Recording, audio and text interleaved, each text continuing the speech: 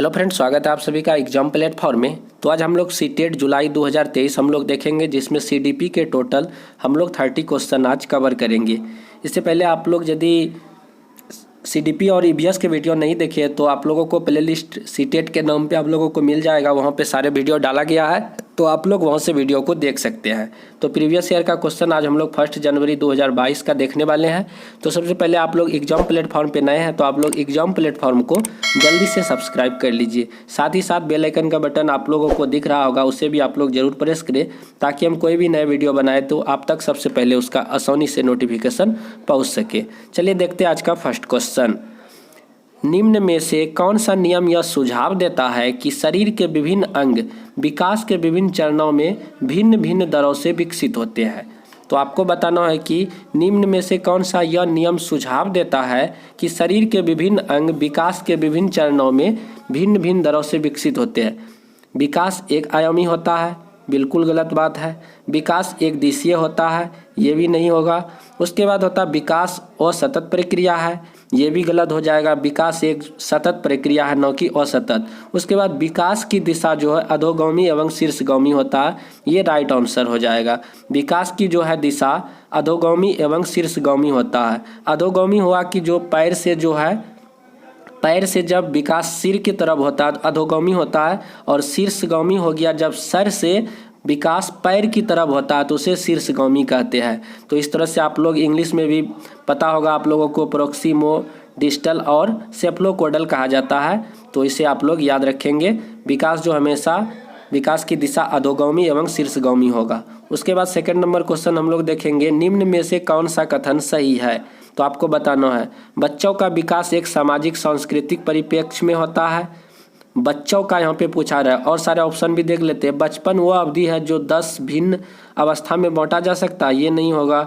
बच्चों की सोच सामाजिक अंतःक्रिया से प्रभावित नहीं होता, बिल्कुल गलत है, प्रभावित होता है।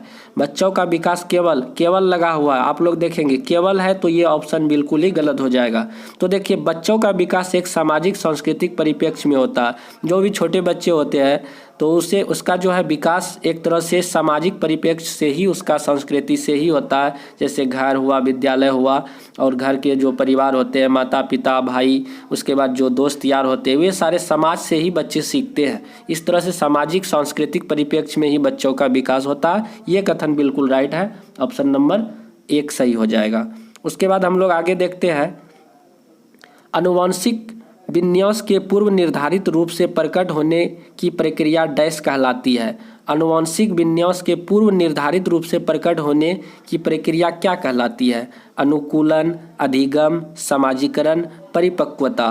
तो आपका ऑप्शन नंबर 4 बिल्कुल राइट आंसर हो जाएगा। परिपक्वता इसका जो है बिल्कुल राइट आंसर होगा। उसके बाद अगला क्वेश्चन है, डैश समाजीकरण का प्रथम और डैश समाजीकरण का द्वितीयक विभाजन है। समाजीकरण का प्रथम कौन सा होगा और समाजीकरण का द्वितीयक विभाजन आपका जो है कारक कौन सा होगा? जैसे आपका ऑप्शन ए है परिवार और विद्यालय। ऑप्शन ए में है आपका, पहले है आपका क्या, परिवार है। तो बच्चे हमेशा पहले कहाँ पे सीखते हैं? तो परिवार में सीखते हैं, घर में सीखते हैं। उसके बाद तब बच्चे थोड़े से उससे बड़े होते हैं तो फिर वह बच्चे कहाँ जाते हैं, स्कूल जाने लगते हैं, विद्यालय जाते हैं। तो पहले परिवार हो जाएगा, सेकंड में आपका क्या हो जाएगा, द्वितीयक आपका कारक क्या हो जाएगा, विद्यालय। तो ऑप्शन ए नंबर बिल्कुल राइट आंसर हो जाएगा। तो 4 का ऑप्शन ए बिल्कुल सही है। उसके बाद अगला क्वेश्चन हम लोग देखते हैं 5 नंबर। अगला क्वेश्चन है, लॉरेंस कोहेलबर्ग के अनुसार 7-8 वर्षीय बच्चों में नैतिक निर्णय लेने का आधार क्या होता है? नैतिक मतलब होता है क्या, सही और गलत, क्या सही है क्या गलत है, मतलब कि उसका जो है निर्णय लेना वही क्या कहलाता है, नैतिकता कहलाती है। और नैतिक सिद्धांत का जो विकास का जो मतलब प्रतिपादन किए हैं लॉरेंस कोहेलबर्ग साहब किए हैं।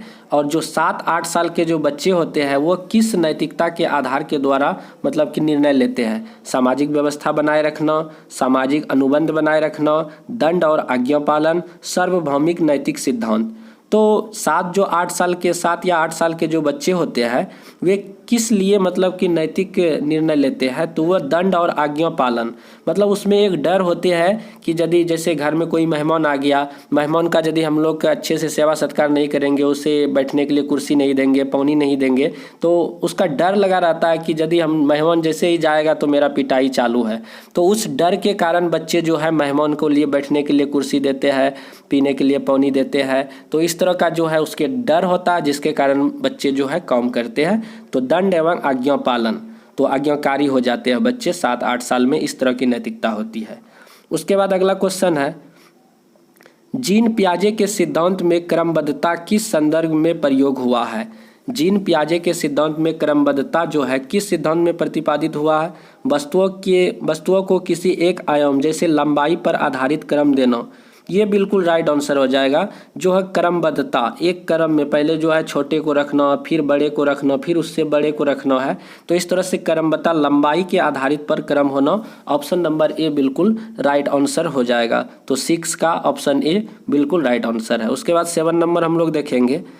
7 नंबर पे क्वेश्चन है, 5 वर्षीय नसीमा को यह लगता है कि चिकनी मिट्टी के गोले को यदि दबाकर एक सांप के रूप में परिवर्तित करे तो चिकनी मिट्टी बढ़ जाती है। मतलब कि 5 वर्ष की एक बच्चा है क्या, नसीमा, उसको यह लगता है कि चिकनी मिट्टी के जब गोले को यदि दबाया जाता है तो वह क्या हो जाता है, एक सांप के तरह जो है, मतलब कि सांप के रूप में जो है वह परिवर्तित हो जाता है, तो चिकनी मिट्टी बढ़ जाता है। तो जीन पियाजे के अनुसार उसकी इस सोच के पीछे कौन सा तर्क है। मतलब छोटे छोटे बच्चा होता है तो उसको क्या लगता है, जब मतलब कि चिकनी मिट्टी है, इस तरह से गोला है, और उसको जब सांप के तरह लंबा कर दिया जाता है तो उसको बच्चे को लगता है कि मिट्टी बढ़ गया, चिकनी मिट्टी बढ़ गया। तो जीन पियाजे के अनुसार जो है इसके पीछे कौन सा तर्क है, जीववाद का, केंद्रीयता का, उसके बाद परिकल्पित निगमनात्मक का, संक्रमण परिणाम निकलना। तो इसका जो है एक केंद्रीयता होता है, बच्चे में जो है एक केंद्रीयता का गुण आ जाता है, जिसके कारण जो होता है सेंट्रेशन का, जिसके कारण बच्चे को लगता है कि मिट्टी का जब दबाया जाता है तो वह सांप के जैसा बन गया, लंबा हो गया, तो मिट्टी बढ़ गया, तो उसमें केंद्रीयता वाली गुण पाया जाता है।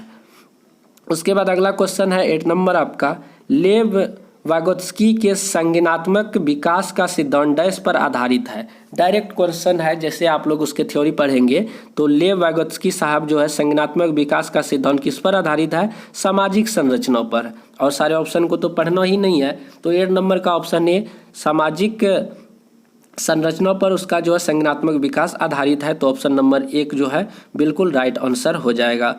तो सोशल, सामाजिक पर उसका आधारित है। उसके बाद अगला क्वेश्चन है 9 नंबर, लेव वागोत्स्की ने बच्चे के स्वयं से संवाद करने की क्रिया के लिए किस शब्द का प्रयोग किया है। तो लेव वागोत्स्की साहब जो है बच्चे के स्वयं से संवाद करने के लिए, बच्चे खुद से बात करे, तो इस क्रिया के लिए किस शब्द का प्रयोग किया गया है, निजी संवाद। तो ऑप्शन ए जैसे ही हम लोग पढ़ेंगे निजी संवाद, और चौथा ऑप्शन में स्वकेंद्रीवाद, लेकिन ऑप्शन ए जैसे हम लोग पढ़ते हैं निजी संवाद। मतलब निजी संवाद क्या हो गया, बच्चे जब स्वयं अपने आप से जब बात करते हैं तो उसके लिए जो है लेव वागोत्स्की साहब जो है निजी संवाद वाली शब्द का प्रयोग किया है जब बच्चे स्वयं से बात करते हैं। तो 9 नंबर का क्वेश्चन ऑप्शन ए बिल्कुल राइट आंसर है। उसके बाद चलिए हम लोग 10 नंबर क्वेश्चन देखते हैं। एक प्रगतिशील कक्षा की निम्न में से कौन सी विशेषता होती है, ड्रिल और अभ्यास पर जोर देना, योग्यता आधारित अस्थायी अलगाव, सहयोगपूर्ण अधिगम, पुरस्कार और दंड। जैसे आप लोग पुरस्कार एवं दंड देखें तो ऑप्शन तो गलत हो गया, क्योंकि सीटेट में तो ये नेगेटिव वर्ड होता है, तो पुरस्कार देना, दंड देना, ये नेगेटिव ऑप्शन गलत हो गया। उसके बाद होता है ड्रिल और अभ्यास वाली जब भी ऑप्शन में आए तो वो भी गलत ही हो जाता। योग्यता आधारित अस्थायी अलगाव आया है, ये भी नहीं होगा। उसके बाद सहयोग बहुत ही ज़्यादा सटीक है, ये जब भी आता है तो पॉजिटिव वर्ड लेके आता है। सहयोगपूर्ण अधिगम मतलब कि एक प्रगतिशील कक्षा, मतलब ऐसा कक्षा जिसमें काफ़ी अच्छे हद तक पढ़ाई मतलब चलती है, कक्षा में काफ़ी सीखने सिखाने की क्रिया बहुत ही अच्छी है उसमें। तो उसमें क्या होता है, एक बच्चे दूसरे से जो है सहयोग में की भावना होते हैं, एक दूसरे की मदद करते हैं। तो जब एक दूसरे के बच्चे मदद करेंगे तभी तो वह क्लास मतलब कि कक्षा प्रगतिशील कहलाएगा। तो उसमें जो है सहयोगिता पूर्ण अधिगम होती है, जिसके कारण जो है वह कक्षा क्या होता है, प्रगतिशील कहलाता है। तो एक प्रगतिशील कक्षा की विशेषता होती है सहयोगिता पूर्ण अधिगम। तो ऑप्शन नंबर 3 बिल्कुल राइट आंसर हो जाएगा, बिल्कुल राइट। उसके बाद अगला क्वेश्चन हम लोग बढ़ते हैं 11 नंबर। 11 नंबर क्वेश्चन है आपका, बच्चों में दूसरों की नीयत और इच्छाओं को समझने की योग्यता, यह बुद्धि किस स्वरूप को दर्शाती है। इसमें बताया जा रहा है कि एक बच्चा जो है दूसरे की नीयत और इच्छाओं को समझ जाता है। कोई बच्चा है, वह बच्चा दूसरों की इच्छा क्या है, उसकी नीयत कैसी है, अच्छी है कि खराब है, उस तरह की दूसरे बच्चों को मन को पढ़ लेना, यह किस बुद्धि के स्वरूप को दर्शाती है। अस्थायी बुद्धि, अंतरा व्यक्तित्व, अंतः व्यक्तित्व। ये देखिए अंतः व्यक्तित्व और अंतरा व्यक्तित्व। तो अंतरा व्यक्तित्व में क्या होता है, बच्चे दूसरे की मन को पढ़ लेते हैं, और अंतः व्यक्तित्व मतलब होता है खुद की मनों को पढ़ लेना। तो अंतरा व्यक्तित्व यहाँ राइट आंसर हो जाएगा ऑप्शन नंबर 2, कि बच्चे दूसरे बच्चों की क्या होते हैं, नियत को, मनोदशा को, इच्छाओं को पढ़ लेते हैं, समझ लेते हैं। ये हो गया अंतरा व्यक्तित्व बुद्धि। उसके बाद अगला क्वेश्चन पढ़ते हैं हम लोग। अगला क्वेश्चन है, राष्ट्रीय शिक्षा नीति 2020 में निम्न में से कौन सा कथन प्रस्तावित है। राष्ट्रीय शिक्षा नीति 2020 में निम्न में से कौन सा कथन प्रस्तावित है। अपनी मातृभाषा में शिक्षित होना शैक्षिक और प्रौद्योगिकी उन्नत में बाधक है, ये तो नहीं होगा। विद्यालय को बच्चों को अंग्रेजी भाषा की प्रथम भाषा के रूप में सीखने और बोलने के प्रोत्साहित किया जाना चाहिए। अंग्रेजी को प्रथम भाषा, ये नहीं होगा। बाल विद्यार्थियों के लिए बहुभाषी होने उच्च संज्ञानात्मक लाभ है। देखिए बाल विद्यार्थी जो छोटे बच्चे होते हैं उसमें यदि बहुभाषावाद का यदि उसके अंदर काफ़ी ज़्यादा मतलब कि बहुभाषावाद है तो यह जो उच्च संज्ञानात्मक का क्या होता है, लाभ होता है। तो ऑप्शन 3 नंबर जो है बिल्कुल ही राइट आंसर हो जाएगा। तो 12 नंबर क्वेश्चन का ऑप्शन 3 राइट आंसर है। उसके बाद 13 नंबर हम लोग देखते हैं, जेंडर भूमिकाएं डैश है। जेंडर भूमिका आपको बताना हो कि क्या है। अधिग्रहित व्यवहार है, जन्मजात व्यवहार है, जैविक संरचना है, अनुवांशिक निर्धारित है। तो आपको बताना है कि क्या होगा। तो जेंडर भूमिका जो है अधिग्रहित व्यवहार है, ऑप्शन नंबर ए बिल्कुल राइट आंसर हो जाएगा, अधिग्रहित व्यवहार। उसके बाद आगे बढ़ते हैं हम लोग, सतत एवं समग्र मूल्यांकन का प्राथमिक उद्देश्य है। तो आपको बताना है कि सतत और समग्र मूल्यांकन का प्राथमिक उद्देश्य क्या है। ऑप्शन ए है आपका छात्रों के प्रदर्शन को एक दूसरे से तुलना करना। उसके बाद अगला है छात्रों की समझ को आंकना और पाठ्यक्रम तथा शिक्षा शास्त्र को इसके अनुरूप रूपांतरित करना। छात्रों का उनके प्रदर्शन के अनुसार वर्गीकरण करना। छात्रों को किसी विषय में सफल और विफल घोषित करना। तो आपको बताना है कि कौन सा ऑप्शन जो है इसका सही होगा। तो इसमें जैसे आप लोग देखेंगे तो इस क्वेश्चन का आंसर देखिए, सतत एवं समग्र मूल्यांकन का प्राथमिक उद्देश्य है। तो इसमें जो है ऑप्शन 2 आप लोग जैसे देखेंगे, 14 नंबर का ऑप्शन 2 नंबर जैसे देखेंगे क्या है इसमें, तो इसमें 14 में है, 2 में है छात्रों की समझ को आंकना और पाठ्यक्रम तथा शिक्षा शास्त्र को इसके अनुसार रूपांतरित करना। ये बहुत ही ज़्यादा बेटर है, मतलब कि सटीक है। तो ऑप्शन 2 नंबर इसका राइट आंसर हो जाएगा। उसके बाद आगे बढ़ते हैं हम लोग। तो अगला क्वेश्चन है आपका, अपनी कक्षा के लिए मूल्यांकन पद्धति तय करने से पहले एक शिक्षक को किन बातों पर विचार करना चाहिए। अपनी कक्षा के मूल्यांकन पद्धति तय करने से पहले शिक्षक को क्या करना चाहिए। ऑप्शन ए है मेरे अलावे इन परिणामों का उपयोग कौन करेगा। मेरे अलावे और कोई नहीं कर सकता, ये तो गलत हो जाएगा।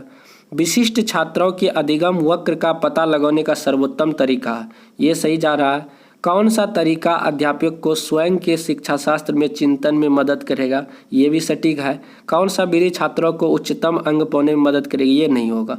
तो ऑप्शन 2 और 3 इसका बिल्कुल राइट आंसर हो जाएगा। यहाँ पे ऑप्शन में मिस्टेक है, तो यहाँ पे आपका 2 और 3 जो है राइट आंसर हो जाएगा।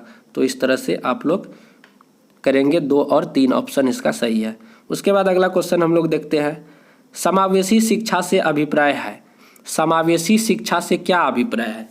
तो ऑप्शन ए में पढ़ेंगे आर्थिक रूप से कमजोर वर्ग का आरक्षण केवल सरकारी विद्यालयों में ही उपलब्ध कराया जाए, ये गलत हो जाएगा। केवल लगा हुआ है तो ये गलत हो गया। दिव्यांग छात्रों को सिर्फ विशेष विद्यालय में ही शिक्षा देना चाहिए, ये गलत बात है। सरकारी विद्यालयों में केवल गलत है। योग्यता से परे होकर सभी बच्चों को गुणवत्तापूर्ण शिक्षा उपलब्ध कराई जाए, ये बिल्कुल राइट आंसर है। ऑप्शन नंबर 4 इसका राइट आंसर हो जाएगा। उसके बाद 17 नंबर क्वेश्चन है, कथन और कारण से रिलेटेड क्वेश्चन है। पढ़ाते समय एक शिक्षक को पाठ्य सामग्री को दर्शाने के विभिन्न तरीका अपनाने चाहिए, बिल्कुल सही बात है। शिक्षक को अधिगमकर्ताओं की विविध आवश्यकताओं हेतु अपने शिक्षा शास्त्र के उनके अनुकूल बनाना चाहिए, ये भी सही है। मतलब कि कथन भी सही है और कारण भी सही है, तो ऑप्शन ए बिल्कुल राइट आंसर हो जाएगा। तो ऑप्शन ए 17 नंबर का ऑप्शन ए बिल्कुल राइट आंसर है। उसके बाद अगला क्वेश्चन है आपका, एक बच्चा लिखाई में निरंतर कठिनाई का सामना करती है, लिखने में उसको बहुत ही क्या हो रही है, कठिनाई हो रही है। उससे अक्षर बनाने और शब्दों के बीच अंतराल करने में चुनौती का महसूस होती है। यह लक्षण किस अधिगम विकार की ओर इशारा करती है? जब बच्चे को लिखने में प्रॉब्लम हो तो वह क्या कहलाता है? पठन वैकल्प, आलेख वैकल्प, गणन वैकल्प, ध्यान एवं अति सक्रियता वैकल्प। तो इसका जो है आलेख वैकल्प इसका राइट आंसर हो जाएगा। ऑप्शन नंबर 2, इंग्लिश में इसको बोला जाता है डिस्ग्राफिया। तो डिस्ग्राफिया, जिसमें लिखने में प्रॉब्लम हो तो डिस्ग्राफिया उसका राइट आंसर हो जाएगा। उसके बाद अगला क्वेश्चन है आपका, विद्यार्थियों में व्यक्तिगत विभिन्नता को पूरा करने के लिए शिक्षक को क्या करना चाहिए? विद्यार्थियों में व्यक्तिगत विभिन्नता को पूरा करने के लिए शिक्षक को क्या करना चाहिए? मानवकृत पद्धति और आकलन के तरीके का उपयोग करना चाहिए। शिक्षा शास्त्रीय उपागमों और मूल्यांकन के विविध साधनों का उपयोग करना चाहिए। रटन आधारित अधिगम, रटन लिखा हुआ, रटन मतलब हुआ ऑप्शन गलत। पेपर पेंसिल, ये भी गलत। तो हम लोग 2 और 3 में हम लोग जैसे ही देखेंगे तो मानवकृत है, इसमें ये भी गलत हो जाएगा। तो ऑप्शन नंबर 2 जो है शिक्षा शास्त्रीय उपागमों और मूल्यांकन के विविध साधनों को जो है उपयोग करना चाहिए। ऑप्शन नंबर ये 2 जो है बिल्कुल राइट आंसर हो जाएगा। मानवकृत गलत हो जाता है, यहाँ पे रटन विद्या है तो ये भी गलत हो जाएगा। पेपर पेंसिल है, गलत हो जाएगा। तो शिक्षा शास्त्रीय उपागमों को और मूल्यांकन के विविध साधनों का उपयोग करना चाहिए। Option number 2 right answer. उसके बाद 20 नंबर क्वेश्चन है आपका, निम्न में से कौन सा सृजनात्मक का अनिवार्य लक्षण है? मतलब सृजनात्मक का अनिवार्य लक्षण क्या हो सकता है? अपसारी चिंतन, आवेगशीलता, सोच में केंद्रीकरण, अभिसारी चिंतन। तो अपसारी चिंतन जो होता है, अपसारी चिंतन मतलब बड़ा सोचना, ये जो है राइट आंसर हो जाएगा। ऑप्शन नंबर ए 19 का जो है, तो इस तरह से आप लोग इसे देख सकते हैं। तो 20 नंबर क्वेश्चन है ये। 20 नंबर का क्वेश्चन का ऑप्शन नंबर ए जो है अपसारी चिंतन इसका राइट आंसर हो जाएगा। तो बिल्कुल राइट आंसर है। उसके बाद अगला क्वेश्चन हम लोग बढ़ते हैं। अगला क्वेश्चन है आपका, छोटे बच्चे ज्ञान की संरचना और अर्थ किस प्रकार निकालते हैं? जो छोटे बच्चे होते हैं ज्ञान की संरचना और अर्थ कैसे निकालते हैं? सक्रिय अन्वेषण द्वारा, खेल द्वारा, पदार्थों पर क्रिया और प्रयोग द्वारा, सहपाठियों एवं वयस्कों संग सहभागिता द्वारा। तो छोटे बच्चे जो होते हैं, तो छोटे बच्चे जो है किस प्रकार से जो है किसी भी ज्ञान को, संरचना को अर्थ निकालते हैं? तो 21 नंबर का ऑप्शन नंबर 4 जो है, तो इसमें जो है सारे हो जाएगा। एक छोटे बच्चे जो होते हैं वे कैसे किसी चीज़ का अर्थ निकालते हैं? सक्रिय अन्वेषण द्वारा, खेल द्वारा, पदार्थों पर क्रिया और प्रयोग करके, और सहपाठियों का सहयोग लेकर के। तो ये चारों जो है आपका सही हो जाएगा। तो चारों ऑप्शन जिसमें है चौथों में, तो बिल्कुल राइट हो जाएगा। उसके बाद है आपका 22 नंबर क्वेश्चन, एक अध्यापिका बच्चों को फ़ोन नंबर रटने के लिए फ़ोन नंबर के 10 अंकों को 3-4 अंकों के समूह में बांट दिया। जैसे कि नंबर है, मोबाइल नंबर है, तो मान के चलिए कि 99, 10, 15, 25, कितना हो गया, 2, 4, 6, 8, इधर 10। तो इतना मोबाइल नंबर है, तो इसको क्या किया, 3-4 अंकों के समूह में बांट दिया। मान के चलिए हम 2-2 करके बांट दिए, इस तरह से 2-2 करके बांट दिए। तो बच्चे को क्या होगा, इससे याद करने में आसानी होगा, या नहीं तो कभी 3-3 करके इस तरह से 3 या नहीं तो 4 एक साथ कर दिए, 4 एक साथ कर दिए, 8 हो गया, 2 उधर हो गया। तो इस तरह से बांट देने से क्या करते हैं, खंड खंड कर दिए, बच्चे को क्या कर दिए, इस 10 डिजिट जो मोबाइल नंबर है इसको खंड खंड में बांट दिए, तो बच्चे को याद करने में क्या हो जाएगा, आसानी हो जाएगा। तो इस तरह से इसका ऑप्शन नंबर ए जो है खंडीकरण, खंडीकरण मतलब खंड खंड में तोड़ दिए, बच्चे आसानी से रट लेंगे, याद कर लेंगे। तो इस तरह से बच्चे को याद करने में आसानी हो जाएगा मोबाइल नंबर। तो ऑप्शन नंबर ए 22 का बिल्कुल राइट आंसर हो जाएगा। उसके बाद एक नंबर, चलिए उसके बाद हम लोग 23 नंबर देखते हैं।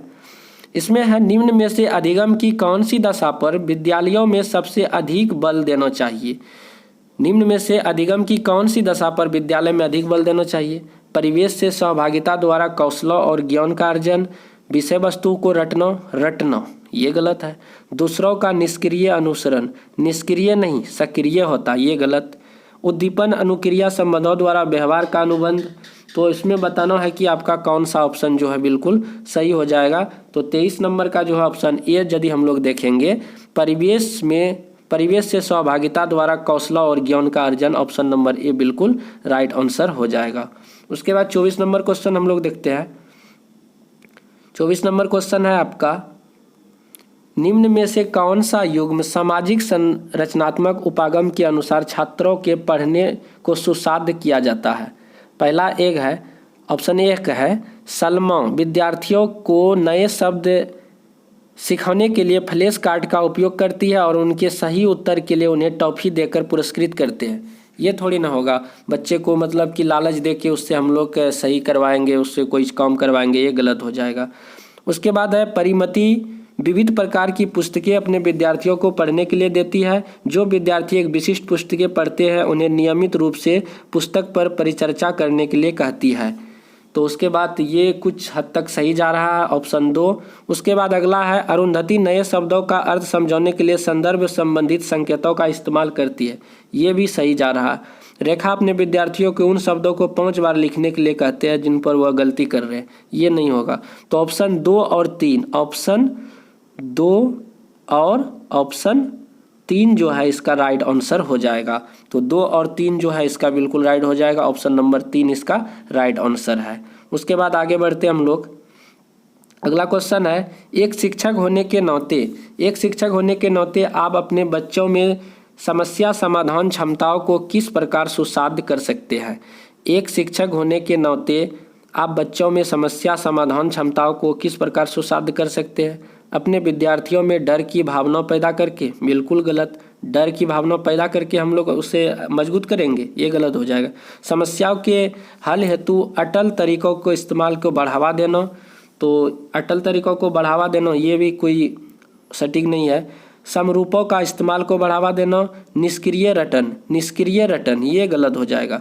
उसके बाद समरूपों के इस्तेमाल को बढ़ावा देना, ये आपका जो है बिल्कुल राइट आंसर हो जाएगा 25 का, ऑप्शन नंबर 3 बिल्कुल राइट आंसर। उसके बाद आगे बढ़ते हम लोग। अगला क्वेश्चन है, निम्नलिखित में से कौन सा सार्थक अधिगम को सुसाध्य करेगा। निम्नलिखित में से कौन सा सार्थक अधिगम को सुसाध्य करेगा। कक्षा में संदर्भ रहित अधिगम को बढ़ावा देना, तो ये कुछ संदर्भ रहित ये नहीं हो जाएगा, गलत हो जाएगा। एक समस्या पर विविध तरीकों से विचार करने के लिए प्रोत्साहित करना, ये जो है आपका सही जा रहा है। रट्टा मारकर ये गलत है। शिक्षक द्वारा स्वयं पट पर लिखे गए उत्तर को नकल करना, ये भी नहीं होगा। नकल करना ये सब नहीं चलता है सीटेट में। तो एक समस्या पर विविध तरीकों से विचार करने के लिए उसे प्रोत्साहित करना, ये पॉजिटिव वर्ड है, तो ये आपका राइट आंसर है। हम जिस भी क्वेश्चन आंसर पे ऑप्शन पे नेगेटिव पॉजिटिव कर रहे हैं आप लोग उसे ध्यान देंगे, और जो निश्चित तौर पे 4 या 5 क्वेश्चन आप लोग सिर्फ नेगेटिव पॉजिटिव करके आप लोग हंसते खेलते जो है सीटेट में कर सकते हैं आसानी से। उसके बाद है, अगर विद्यार्थी अपने कार्य की सफलता को आंतरिक कारणों पर आरोपित करते हैं तो उनमें से डैश की भावना उत्पन्न होती है। अगर विद्यार्थी अपने कार्यों की सफलता आंतरिक कारणों से आरोपित करते हैं उनमें डैश की भावना होती है, तो उनमें जो है एक गर्व की भावना होती है। किस चीज़ की भावना होती है, गर्व की भावना होती है, ऑप्शन 3 बिल्कुल राइट हो जाएगा। उसके बाद है, शिक्षा के प्राथमिक स्तर पर बहुसंवेदी उपागम के इस्तेमाल को प्रोत्साहित करना चाहिए क्योंकि यह अधिगम को एक और अधिक प्रभावशाली बनाता है। उसके बाद है, यह कुछ बच्चों को शिक्षा से वर्जित करने का मौका देता है, ये गलत हो जाएगा। मौका देता है, वर्जित करने का मौका देता है थोड़ी ना। उसके बाद है यह अध्यापक की निर्देश अवधि का काफ़ी समय बचाता है, ये भी आपका गलत हो जाएगा, ये भी गलत हो जाएगा। यह बच्चों में आज्ञाकारी मतलब कि आज्ञा परायणता पैदा करती है। तो 28 नंबर का आपका ऑप्शन नंबर ए जब आप लोग देखेंगे, ऑप्शन ए में है आपका यह अधिगम और अधिक प्रभावशाली बनाता है। शिक्षा के प्राथमिक स्तर पर बहुसंवेदी उपागम का इस्तेमाल करने से क्या होता है, यह अधिगम को और अधिक प्रभावशाली बनाता है। ऑप्शन ए बिल्कुल राइट आंसर हो जाएगा। उसके बाद अगला क्वेश्चन है आपका, बच्चे अक्सर विभिन्न संकल्पों के बारे में वैकल्पिक संकल्पनाएं और भ्रांतियां गठित कर लेते हैं। इन संदर्भ में निम्न में से कौन सा कथन सही नहीं है? तो आपको बताना है कि कौन सा सही नहीं है।